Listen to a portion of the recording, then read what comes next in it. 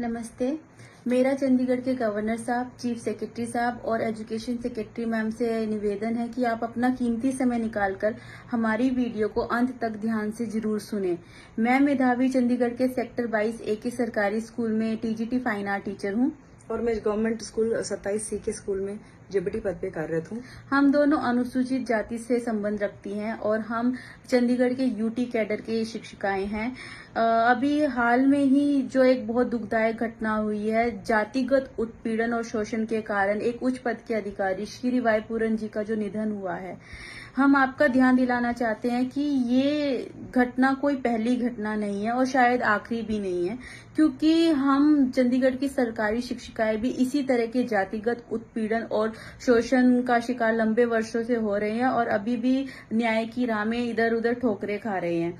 मैं चंडीगढ़ के सेक्टर 18 के सरकारी गर्ल्स स्कूल में 2015 से 2025 तक कार्यरत थी, जहां पे मेरी उस समय की प्रेजेंट प्रिंसिपल राजबाला मैडम, जो कि हरियाणा से चंडीगढ़ में डेपुटेशन पे 20 सालों से भी अधिक से जमी हुई हैं, उन्होंने मुझे 7 साल से भी ज्यादा समय तक प्रताड़ित किया है, शोषित किया है, क्योंकि मैं अनुसूचित जाति से संबंध रखती हूं और उनके लिए हम एससी लोग या छोटे तबके से कहे जाने वाले लोग आसान टारगेट होती है। वह मुझे अक्सर ही स्कूल टाइम और उसके बाद अपने घर पर साफ सफाई, सजावट, मेहंदी, मेकअप के लिए बुलाती रहती थी। मुझे प्रोबेशन का डर दिखाया जाता था, नौकरी से निकालने की धमकियां दी जाती थी। मुझे अक्सर ही स्टाफ, बच्चों, पेरेंट्स के सामने गंदे भद्दे कमेंट्स के साथ जलील किया जाता था और अंत में जब उन्होंने सारी हदें पार कर दी, मुझे बहुत गंदी गंदी अनुसूचित जाति की गालियां दी गई और उन्होंने मुझे नौकरी से निकालने का पूरा एक प्रक्रिया जो है शुरू कर दी, फेक कागजी कार्रवाई। तब जब बात और पानी सर से ऊपर निकल गया और बात मेरे सुसाइड तक आ गई, तो मैंने अपने परिवार के सहयोग से मरने की बजाय लड़ने का रास्ता चुना। यकीन मानिए, बहुत ही हिम्मत लगती है मरने में भी और लड़ने में भी। तो मैंने लड़ाई का जो रास्ता चुना, तो मैंने प्रिंसिपल राजबाला मैम के खिलाफ चंडीगढ़ के शिक्षा विभाग, पुलिस विभाग, एससी आयोग और जहां पे भी जिस भी प्लेटफॉर्म पे मैं शिकायत कर सकती थी, वहां मैंने अपनी लड़ाई शुरू की, जो आज भी जारी है। लोगों के सहयोग समर्थन से प्रिंसिपल राजबाला के खिलाफ एससी एक्ट में FIR दर्ज है और आज भी मेरा जो केस है चंडीगढ़ के डिस्ट्रिक्ट कोर्ट में चल रहा है।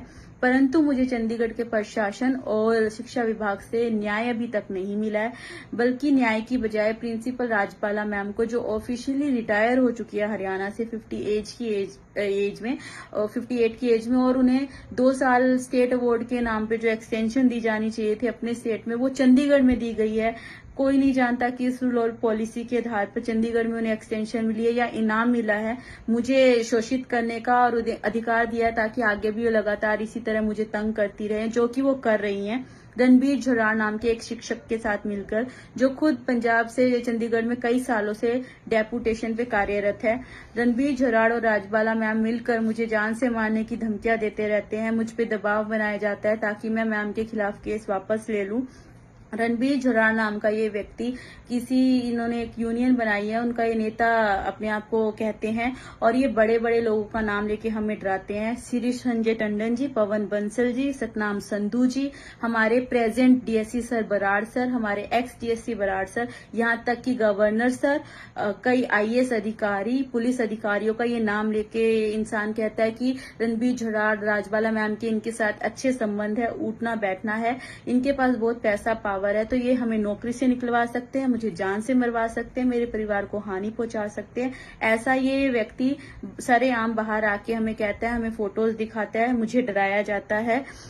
और न केवल मुझे, रणबीर झराड़ सेक्टर 16 के स्कूल में TGT शिक्षक था, जहां पे प्रतिभा मैम 2019 से 2025 तक कार्यरत रही है। वहां पे ये प्रतिभा मैम को भी अनुसूचित जाति का होने के कारण लगातार प्रताड़ित करता रहा। इन्हें कभी नीच कह के, कभी अनुसूचित जाति के शब्दों से, कभी किसी तरह इनके काम में अड़चन लगाकर इन्हें तंग किया जाता रहा है। प्रतिभा मैम ने भी उनके खिलाफ बहुत सारी शिकायतें शिक्षा विभाग में दी है, जो अभी तक लंबित है और इन्हें न्याय नहीं मिला है। उनके समर्थन में जो हमारी वहाँ सेक्टर 16 की जो प्रिंसिपल है भवनीत कौर, उन्होंने उनके कहने पर मेरी ACR खराब करी, मेरा सारा रिकॉर्ड खराब किया, मेरी ट्रांसफर की गई। तो शिक्षा विभाग भी कहीं ना कहीं उनको इनडायरेक्टली उनको पूरा सपोर्ट कर रहा है। हमारा सिर्फ एक सवाल है कि क्या आप लोग हमारी मौत का इंतजार कर रहे हैं? क्या हमें भी न्याय मरने के बाद ही मिलेगा? क्योंकि या तो राजबाला और रणबीर जराड़ जैसे पावरफुल लोग हमें मरवा देंगे या फिर मरने पे मजबूर कर देंगे। और अगर हमें ऐसे में कुछ भी होता है तो उसके जिम्मेदार सिर्फ राजबाला मैडम और रणबीर जराड़ नहीं होंगे, बल्कि पूरा शिक्षा विभाग, पूरा चंडीगढ़ प्रशासन और पूरी भारत की न्याय प्रणाली होगी, जो हमें इंसाफ दिलाने में देरी कर रहे हैं। हमारी आपसे हाथ जोड़ के एक ही विनती है कि हमें जो इंसाफ है मौत से पहले दिया जाए। हमने जो भी अभी तक कहा है उस चीज के हमारे पास पूरे गवाह, साक्ष्य, प्रूफ सब कुछ है। हम ये बात लगातार कहते आ रहे हैं, आगे भी कहेंगे। हमारी लड़ाई जारी है, प्लीज हमें इंसाफ दिया जाए। धन्यवाद।